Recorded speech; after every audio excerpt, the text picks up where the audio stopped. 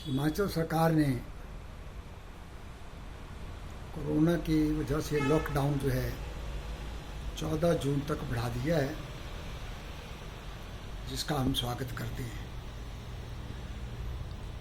लेकिन जो सरकार कानून बनाती है, प्रोटोकॉल बनाती है, अगर उनके मंत्री उसको तोड़ने लगे, जैसे कि श्री शांता कुमार ने भी कहा था कि मंत्रियों को मीटिंग नहीं करनी चाहिए, घर दफ्तर में बैठ कर के काम करना चाहिए, इसकी वजह से कोरोना बढ़ रहा है।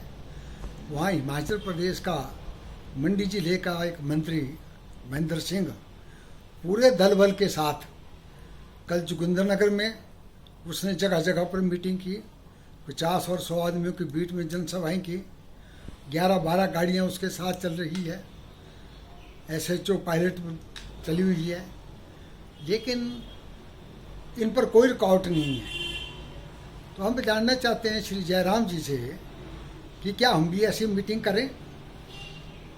कांग्रेस पार्टी कोरोना कॉल में हम पूरा सहयोग कांग्रेस सहयोग सरकार का कर रहे हैं, प्रोटोकॉल को मान रहे हैं, इनके नियम को मान रहे हैं, कोई मीटिंग नहीं कर रहे हैं। जनता के बीच में जाते हैं तो सिर्फ सैनिटाइजर भी दूर दूर सोशल डिस्टेंसिंग का ख्याल रख करके करते हैं।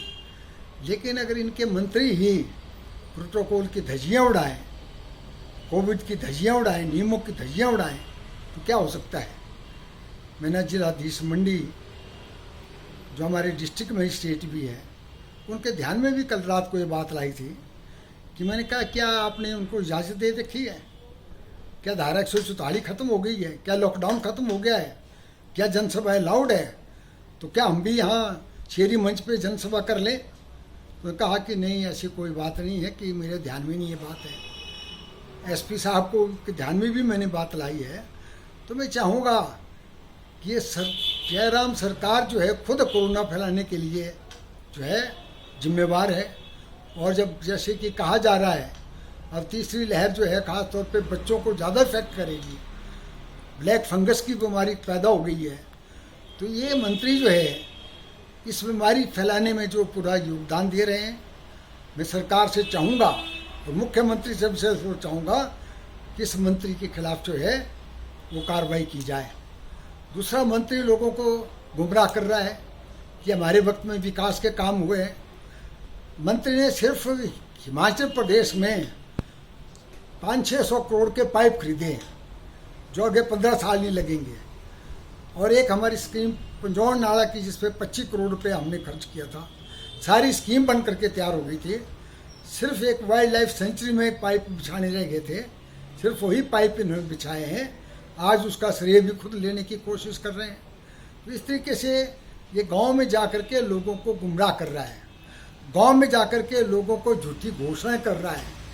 और पता लगा है कि शायद वो जो है भारतीय जनता पार्टी का लोकसभा का उम्मीदवार बन चुका है अपनी तरफ से। इसलिए वो प्रोटोकॉल जो कोरोना काल में लॉकडाउन के पीरियड में धारा 144 के उल्लंघन करके जो है एक इसकी धज्जियाँ उड़ा रहा है। तो हम कांग्रेस पार्टी इसकी आलोचना करती है। जिस तरीके से लोगों को गुमराह कर रहा है, झूठ बोल करके लोगों को झूठी घोषणाएं कर रहा है, जो मैं कहता हूँ सरकार को इसका संज्ञान लेना चाहिए। धन्यवाद। हेलो।